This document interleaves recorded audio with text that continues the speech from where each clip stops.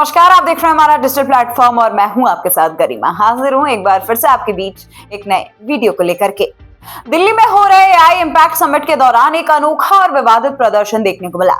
Indian youth Congress के कार्यकर्ता T shirt उतार करके कार्यक्रम स्थल पहुंचे और प्रधानमंत्री नरेंद्र मोदी के खिलाफ जम करके नारेबाजी की।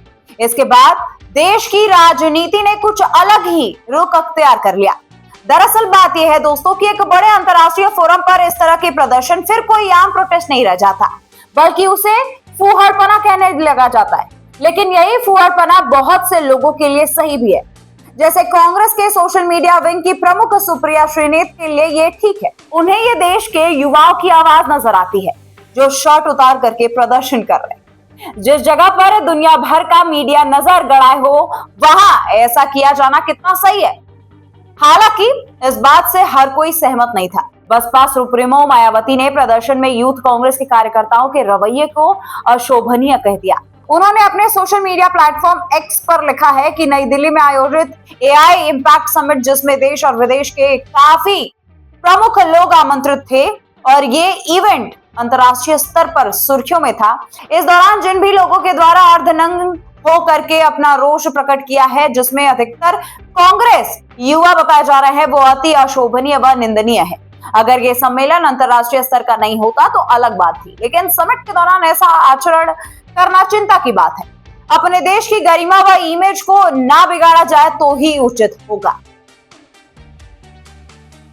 दोस्तों, वहीं समाजवादी पार्टी प्रमुख अखिलेश यादव ने भी एआई समिट में यूथ कांग्रेस के प्रदर्शन की आलोचना की है। उन्होंने कहा है कि ये सरकार झूठ बोलती है, धोखा देती है, ये इंटरनल मामला है, हम लड़ लेंगे। अब तक पूरा देश जान गया है कि बीजेपी सरकार झूठ बोलती है, लेकिन उस तरह का प्रदर्शन नहीं करना चाहिए था जिससे हमारे देश का अपमान होता है।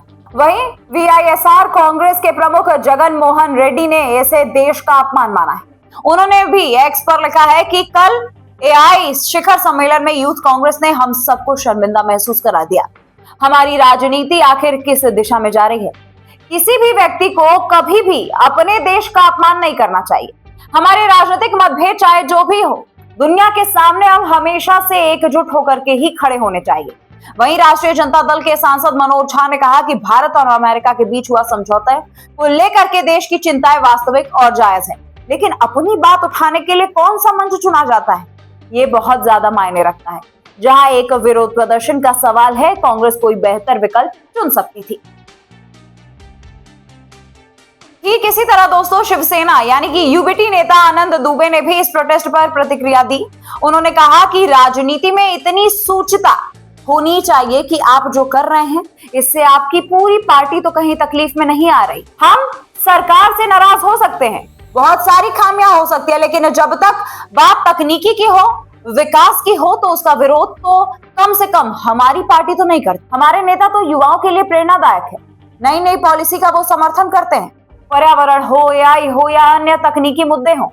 लेकिन जो वहां पर प्रदर्शन हुआ है वो पूरे देश को पसंद नहीं आया। आगे आने वाले वक्त में यूथ कांग्रेस के साथियों को सबक लेना चाहिए।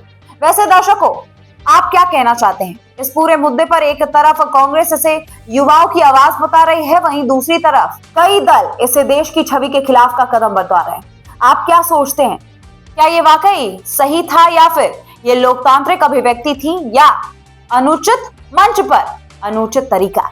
अपनी राय को कमेंट में जरूर लिखिएगा।